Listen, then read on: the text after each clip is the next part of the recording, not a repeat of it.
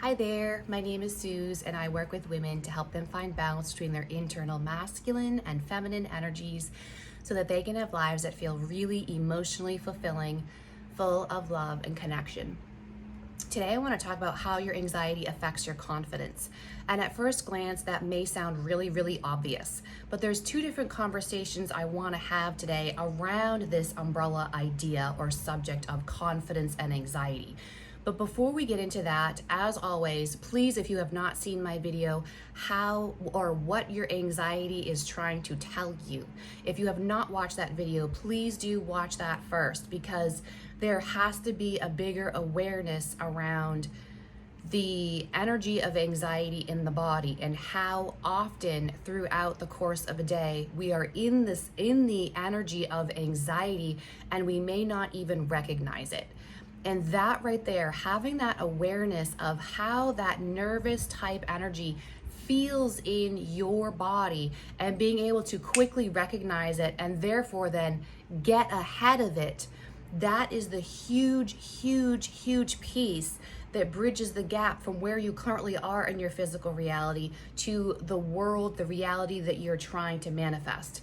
Because it's so easy in our heads to make this conscious decision of, okay, I want this life and I'm going to manifest this and I deserve this, right? And I'm worthy of this. And we can say all the affirmations we want, but until we get the energetics in alignment with what we're trying to manifest, it's not going to show, right? Because those are the laws of the universe.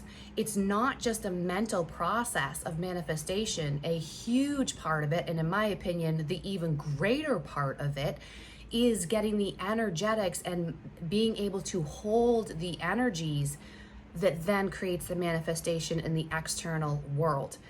And the irony there is as well is that as you move through the energetics and as you learn and feel and work with the energetics in your physical vessel, in your physical being, this will generate even new belief systems, new ideas and mindsets and affirmations and validations and reassurance for the self. It's like they work hand in hand. And I mean, it makes sense. What is my entire conversation on this channel? The masculine and the feminine working together, healing both aspects, integrating them both together so that they are collaborating to create the life we want. The mind, the belief systems, the mindsets, the affirmation, the validation, the mind stuff, that is the masculine aspect. The feelings and the energies in the body, recognizing, feeling, working with the energies as they are buzzing in the body, that is the feminine aspect. And when they learn to work together and there is a strong connection between the head and the heart, that is where radical change comes in, massive transformation comes in, and the reality outside of you starts changing right before your very eyes. And you are able to step into a massively powerful space of manifestation. So back to today's conversation, anxiety and confidence. Like I said, I have two different kinds of conversations around this, of two different ways to see this. So briefly, the first way I want to talk about this is with the energetics, okay?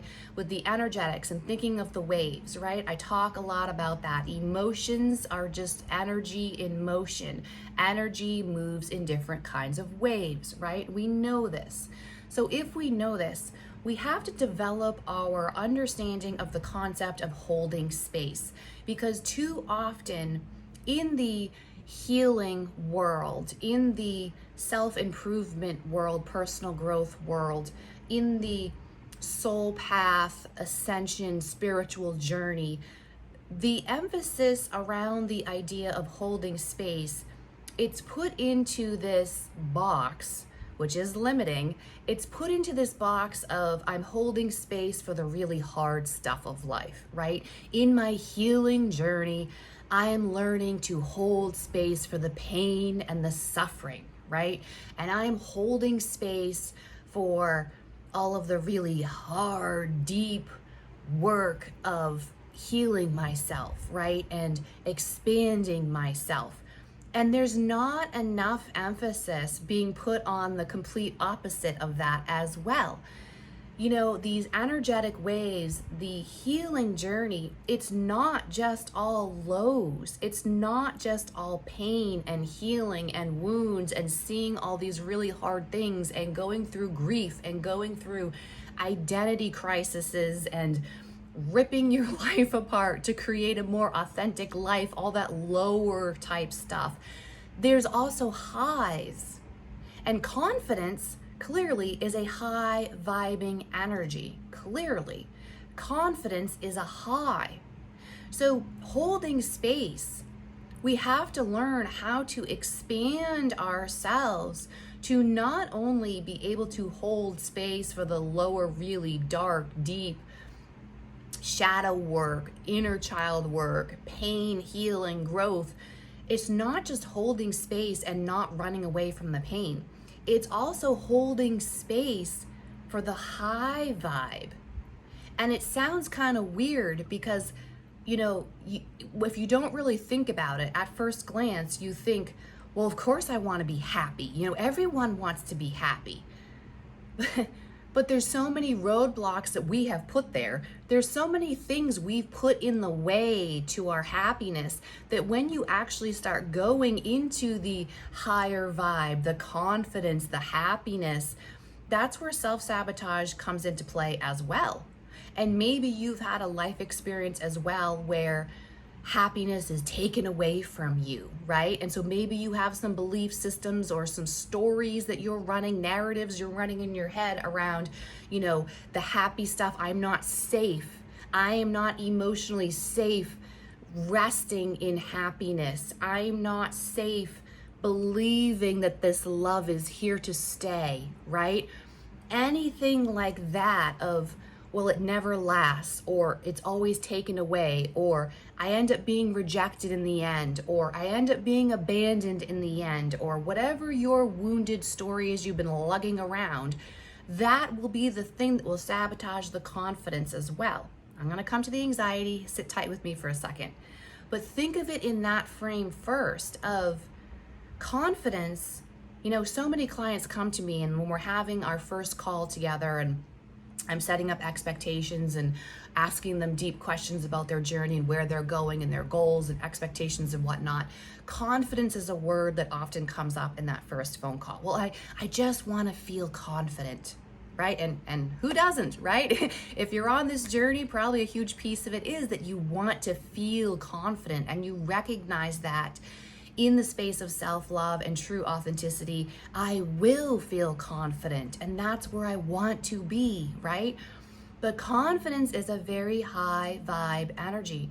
So we have to, first of all, lay this groundwork mentally and this awareness for ourselves around the simple fact that holding space is not just for the lows and the pain and the suffering, so to speak.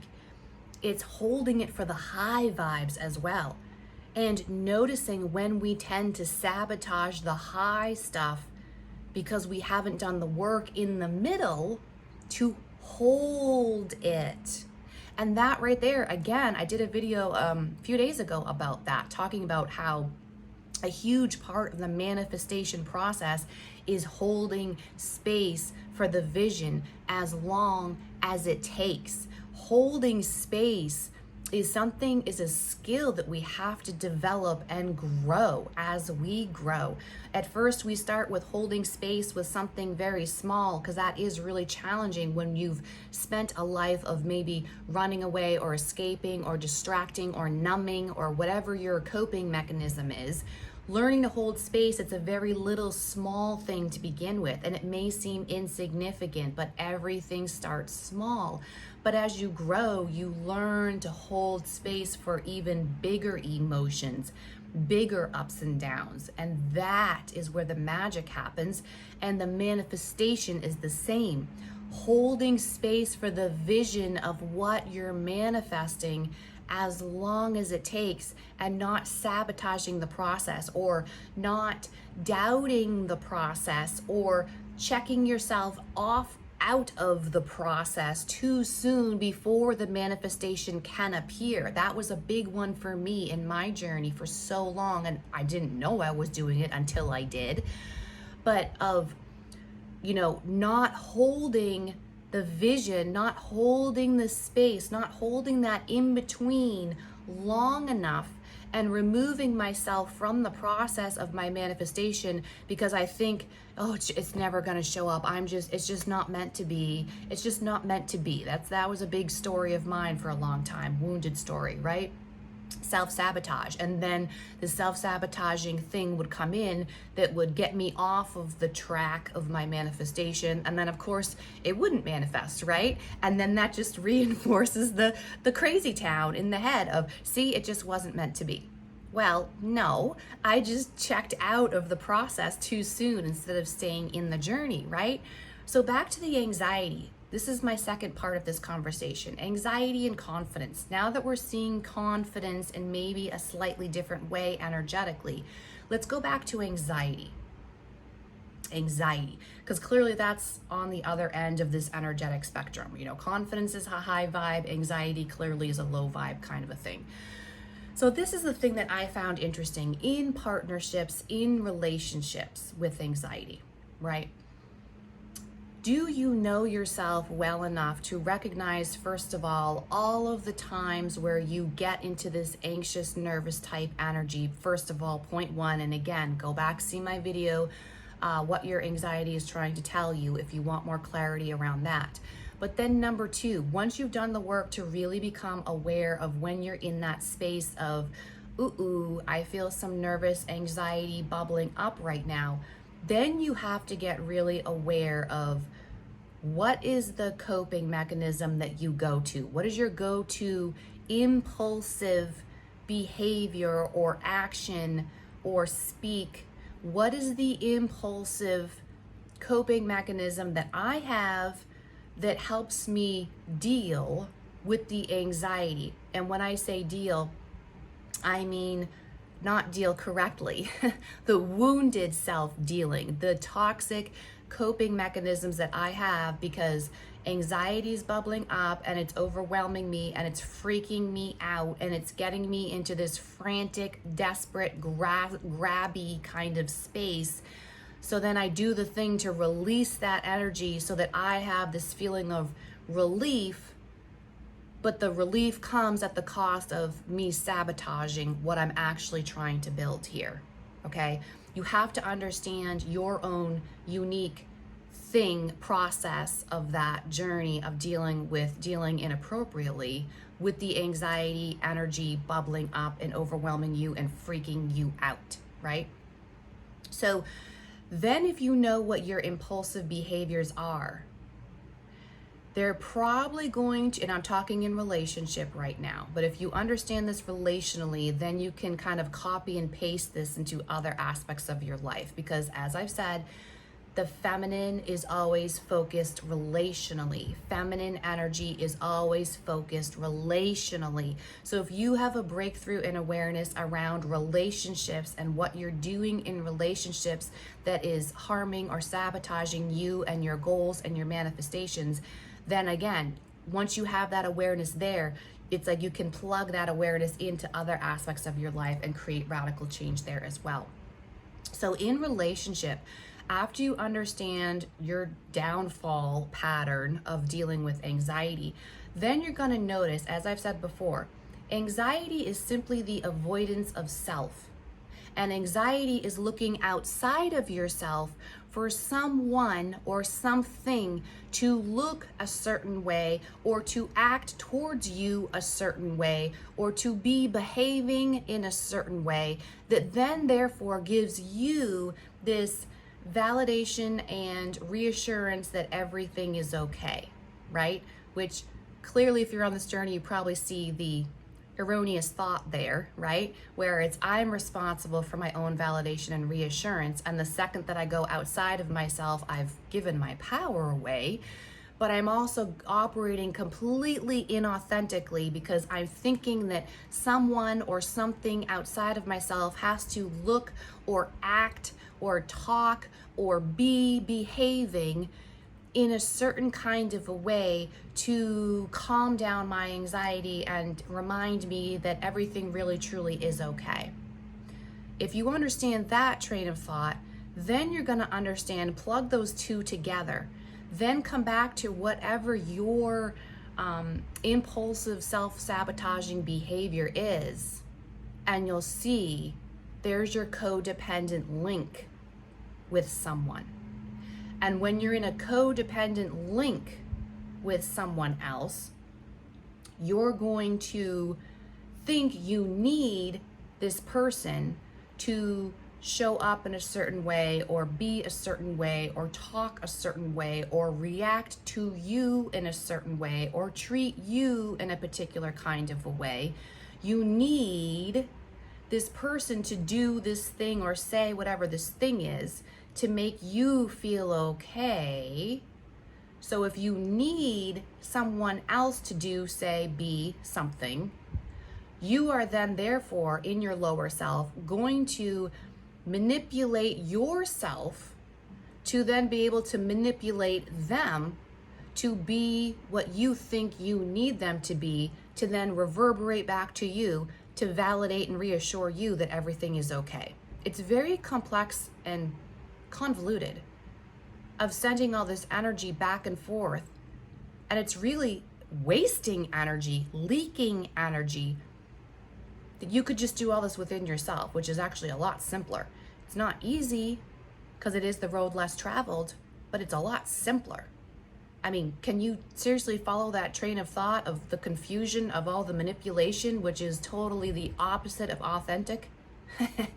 You know, you just have to laugh because it's like, we're making the situation so complicated, and it could be so much more simple if we just took responsibility, recognized our anxiety, took responsibility for our anxiety, learned how to healthily hold space and empower ourselves to move through the anxiety to the other side, all within ourselves without involving another person.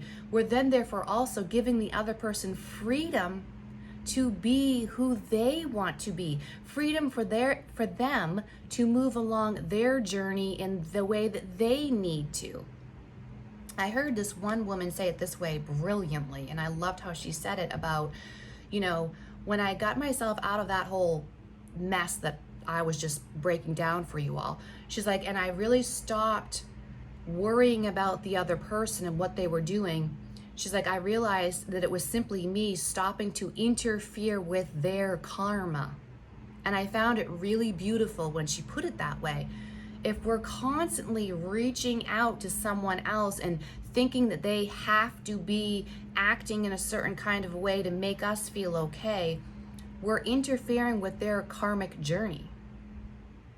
Well, that doesn't sound very good. I got my hands full with my own karmic journey. I don't know about you guys, but I got my hands full with my own karma. I don't need to be messing with someone else's karma and doubling that on top of what I'm already working through on my own. So it's kind of funny. I have to laugh because it's like, again, we're making this so much more difficult and complicated than it has to be. So coming back to the original thought, this video, I've gone way longer than I prefer to go. I hope you all are still here with me. Can we maybe see how anxiety and confidence have this really complex link to them? Simple and complex at the same time, depending on how you're looking at it. If you're not dealing with your anxiety and your own coping mechanisms, your impulsive lower self behavior of releasing the anxiety in a not the higher self kind of way, you're completely denying yourself access to your own confidence because you think it has to do with someone else helping you manipulate and manage your own anxiety. If you're learning how to deal with your own anxiety on your own, you're then tapping into your confidence because it's not linked to anyone else. And that's really all confidence is recognizing I have everything I need inside of myself, and I got myself no matter what. No matter what happens or plays out in the world outside of me, I got this. And that's liberating because then it no longer is linked to someone else and what they're doing or saying. It's all on me. And that's confidence. I hope this video helped. If you found value here, please do subscribe to my channel to show your support and help me get this message out and help other people on their journey. I am sending so much love and healing to you all. Have a beautiful day. Bye-bye for now.